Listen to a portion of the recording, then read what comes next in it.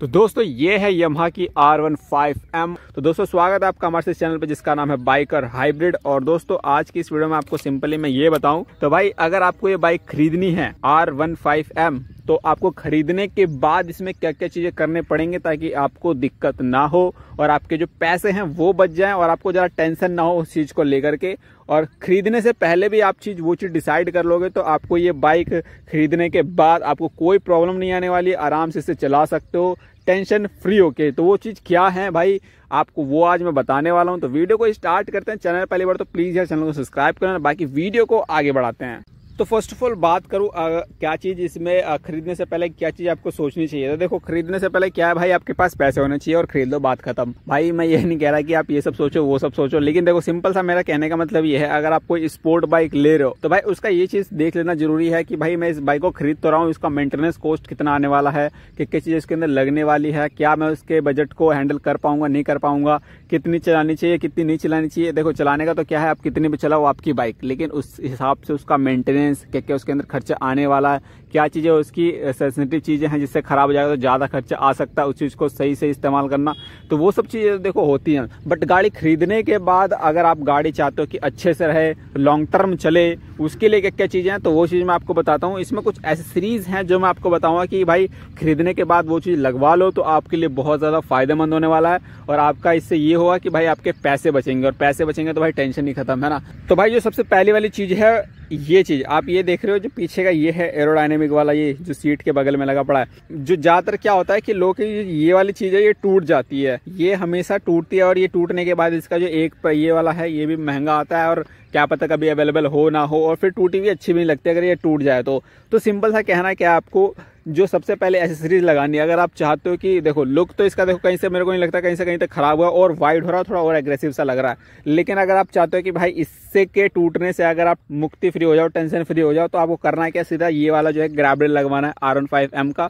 ये अगर आप R15 वर्जन 4 भी ले रहे हो कोई सा मॉडल उसमें भी ये अवेलेबल हो जाता है, उसमें भी ये लग जाता है। और इससे होता क्या है आपके लिए कि भाई देखो ये टूटने वाली चीज रहती है ना, इसे टूटती नहीं है और आपको जो पीछे वाला पिलियन है जो पीछे बैठेगा उसके लिए पकड़ने के लिए भी अच्छी खासी जगह हो जाती है। अगर आप गाड़ी को इधर उधर खींच रहे हो तो इसमें कोई जगह नहीं दे रखा वैसे कि आप इसे पकड़ के खींचो, सीट में किए देते हैं, इसका कुछ पता नहीं कब टूट जाए। तो इससे आपको क्या होता है आप इसे पकड़ के इधर उधर खींच भी सकते हो।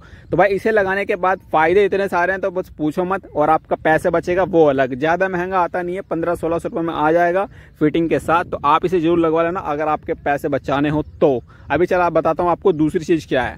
दूसरी चीज आप हैंडल्स पे देख रहे होंगे, इसके दोनों साइड जो ये चीज लगी हुई है इसे कहते हैं हैंडल बार्स। और इससे होता क्या है कि भाई देखो ये गाड़ी अगर मान लो गिरती है, पहले बात अगर आप संभाल से चलाओगे तो कोई दिक्कत नहीं, बट बाई चांस गिर जाती है तो सबसे पहले क्या जाएगा, सबसे पहले तो इसके जो जाएंगे साइड वाले जो पैनल से इनमें स्क्रैचेस आएंगे या फिर साइड में इधर लगेगा। और दूसरी चीज है जो इसके जो लीवर्स हैं ये जो इसके ब्रेक है ये टूट जाते हैं और ये टूटने के बाद भाई इनका जो प्राइस है बहुत ज्यादा महंगा होता है। एक्चुअली मुझे पता नहीं कितना है बट है इतना पता है कि ये महंगे आते हैं। मेरा ओला स्कूटर एक बार टूटा तो वही 750 रुपए का था, तो ये तो उससे ज्यादा ही महंगा होगा भाई।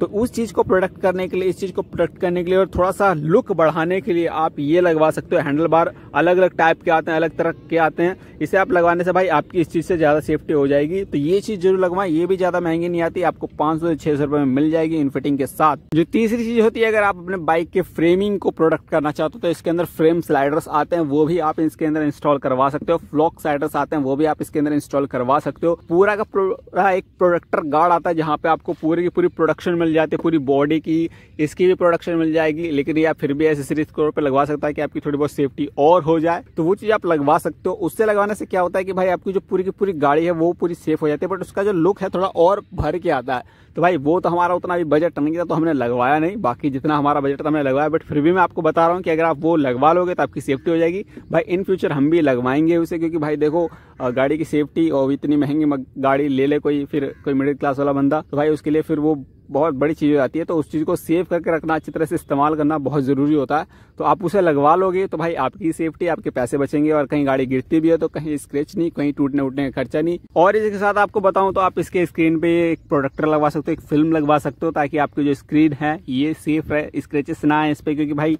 ये भी बहुत महंगा पार्ट आता है इसका, क्योंकि पूरा का पूरा TFT डिस्प्ले आता है R15 के अंदर। अगर आप चाहते हो टैंक की थोड़ी बहुत स्क्रैचेस से बच जाए, क्योंकि ये वाला जो पार्ट है इस वाले पार्ट पे स्क्रैचेस बहुत ज्यादा आते हैं, तो इस पर आप लेमिनेशन करवा सकते हो, PPF करवा सकते हो। इससे भाई आपका जो स्क्रैचेस का है वो भी कम हो जाएगा और आपको फिर गाड़ी ऐसी नहीं लगेगी कि भाई कहीं कहीं स्क्रैच आ रहे हैं। ये जो चीज़ें मैंने बताई ये सब मैंने आपको बताई थोड़ी सेफ्टी से रिलेटेड कि आपकी गाड़ी की अपनी सेफ्टी कर सकते हो। ये तो बाहरी वाली चीज़ हो गई। अंदरी चीज़ क्या है वो मैं आपको बताता हूँ। भाई देखो, आपने गाड़ी खरीद ली, पहली जो सर्विस है इसकी पहले है जो 1000 किलोमीटर पे, दूसरी 5000 किलोमीटर पे, उसके बाद ऐसे बढ़ते बढ़ते 9000, 13000 और फिर आपकी मर्जी, आप जब करवाओ। तो भाई मेरा कहने का सिंपल सा मतलब ये है कि भाई आपने गाड़ी ऊपर से तो सेफ्टी कर ली भाई, लेकिन अंदर से कैसे? आपने गाड़ी चलाई 1000 किलोमीटर, सर्विस का टाइम हो गया, सर्विस कर दी स्किप, या फिर चलो पहले करवा ली, दूसरी करवा ली, तीसरी भी करवा ली।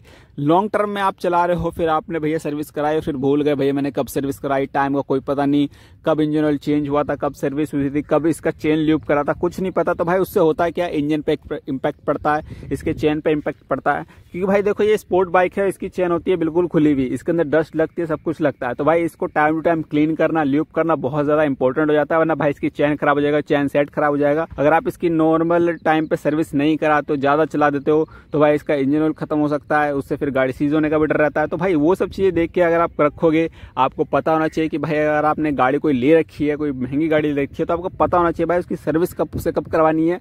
तो वो सब आपको पता रहेगा तो भाई गाड़ी आपकी सही चलेगी। अब होता क्या है, लोग सर्विस तो करवाते ही करवाते हैं, उन लोगों को पता नहीं रहता है कि भाई इसकी जो सर्विस होती है उसका कितना कॉस्ट आ जाता है। देखो भाई मैं नॉर्मल आपको सिर्फ नॉर्मल सर्विस का बताऊंगा कि भाई कितने लोग होते हैं ना कि गाड़ी खरीदने से पहले सोचते हैं कि भाई मैं ले तो लूंगा बट इसका मेंटेनेंस कॉस्ट कितना आने वाला है। तो ये भी मैं आपको बताता हूँ कि भाई इसके अंदर आपको मेंटेनेंस कॉस्ट कितना देखने वाला है। अगर आप कोई भी पार्ट्स वार्ट्स नहीं डलवाते हो, नॉर्मल एक जस्ट सर्विस कराते हो जिसमें इसका ऑयल फिल्टर चेंज होता है, बैटरी लूब डलती है, इंजन ऑयल डलता है, और इसके अंदर जो इसका जो प्राइस आता है, नॉर्मल चीज बता रहा हूँ जो सर्विस में होती है। बाकी अगर आप कुछ अलग से पार्ट डलवा रहे हो तो उसका मैं नहीं कह सकता, क्योंकि पार्ट्स का तो अलग अलग वेरी करता है। बट अगर नॉर्मल सर्विस आप करा रहे हो शोरूम से, बाहर से तो करवाना मत, मेरा सिंपल सा कहना मतलब ये है। अगर हाँ बाहर से करवा रहे हो तो उनसे करवाओ जो एकदम जेन्युइन हो, जिन्हें पता हो बाइक के बारे में। एक चीज ऐसे कहीं मत खुलवा देना कि भैया एक छोटी सी दुकान है और वहां खुलवा दिया आपने बाइक, तो फिर हो गया बाइक का काम। तो नॉर्मल सर्विस की आपको बात बता रहा हूं। तो नॉर्मल सर्विस आपको इसकी 1000 से 1500 रुपए के बीच में देखने को मिल जाएगी। 1500 मैक्स टू मैक्स चली जाती है, कहीं 1600 चली जाएगी अगर आप इंजन ऑयल का कोई दूसरा डलवाते हो। वैसे यमहा वाले तो यमहा वाला डालते हैं, तो उसके हिसाब से अगर आपको सर्विस की बात करो तो 1500 रुपए में आपको नॉर्मल सर्विस देखने को मिल जाएगी। चलो ठीक है, सर्विस का भी पता चल गया, बाहर से सेफ्टी भी करवा ली थोड़ी बहुत, इतना सब कुछ अपने को पता चल ही गया कि अगर भाई आपको गाड़ी का परफॉर्मेंस अच्छा चाहिए, पिकअप अच्छा चाहिए, तो मेरे से कहने का मतलब सिंपल सा ये है कि इसके अंदर भाई आप हमेशा जो है पावर पेट्रोल डलवाओ, अच्छा वाला प्रीमियम पेट्रोल डलवाओ, जिससे कि भाई इसकी परफॉर्मेंस अच्छी रहे, इंजन में अच्छा कंबंशन बने और भाई आपको परफॉर्मेंस बेस्ट टू बेस्ट मिले। क्या होता है देखो, ये तो नहीं है कि ऐसी बात नहीं है कि नॉर्मल पेट्रोल पे गाड़ी चलेगी नहीं, बिल्कुल चलेगी, बट नॉर्मल पेट्रोल फिर ठीक ठाक है। बट अगर आप इसमें प्रीमियम डलवाते हो तो उससे ज़्यादा बेटर हो जाता है। अगर हाँ आप कहोगे कि भाई आप रूरल एरिया पे रहते हैं, वहाँ पे प्रीमियम पेट्रोल नहीं मिलता है, तो भाई बात अलग है वो चीज़। लेकिन अगर आप रहते हो अच्छे से सिटी टाउन में रहते हो, तो मेरा कहने का मतलब ये है कि भाई उसमें प्रीमियम पेट्रोल डलवाओ। ज़्यादा महंगा तो आता नहीं है, बस नॉर्मल पेट्रोल से 6, 7, 10 रुपए महंगा आता है। तो उससे आप डलवाओगे तो भाई देखो आपकी एक तो गाड़ी अच्छी रहेगी, परफॉर्मेंस अच्छा मिलेगा। इस गाड़ी को परचेज करने के बाद आपको एक तो मैं आपको दिखाता हूँ इसका रियल टाइम माइलेज अब लास्ट में आपको, कि भाई इसका जो अब माइलेज है वो कितना मिल रहा है, कि भाई आपको यही पता रहे कि इस गाड़ी को खरीदने के बाद भाई मेरे को माइलेज कितना मिलने वाला है, कितना पेट्रोल इसके अंदर फूकने वाला है, ठीक है ना। तो अभी आप देख सकते हो यहाँ पे मैं आपको इस साइड आपको दिखेगा कि इसका माइलेज कितना है, तो अभी आपको मैं दिखाता हूँ। तो अभी आप देख सकते हो एवरेज फ्यूल 36.6 का इसके अंदर आपको जो इसका एवरेज देखने को मिल रहा है। आपको अगर आप इसे नॉर्मल चलाते हो, डेली राइड करते हो और आराम से चलाते हो, ज्यादा खींचते नहीं हो, नॉर्मल इको में चलाते हो, अगर आप रोड पे चलाते हो तो भाई आपको 40 तक मिल जाएगी आराम से, क्या पता उससे ज्यादा ही मिल जाए। तो भाई ये सब कुछ ऐसी चीजें थी जो मैंने आपको बताया कि भाई आप गाड़ी खरीदने के बाद ये सब चीजें कर सकते हो। इससे जो आपकी गाड़ी है बेस्ट परफॉर्मेंस देगी और अच्छी सेफ्टी रहेगी।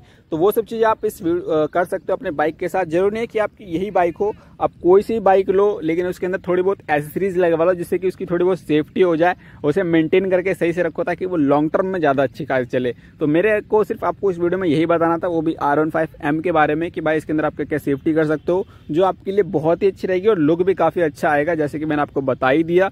तो इस वीडियो में सिर्फ इतना ही था। अगर आपको वीडियो अच्छी लगी और वीडियो अच्छी लगी तो प्लीज यार वीडियो को लाइक कर देना, चैनल को सब्सक्राइब कर देना, और इससे कुछ भी रिलेटेड क्वेश्चन हो तो आप मुझसे पूछ सकते हैं। बाकी इस वीडियो को यहीं एंड करते हैं, तो मिलते हैं किसी अगली वीडियो में, जब तक के लिए जय हिंद, जय भारत।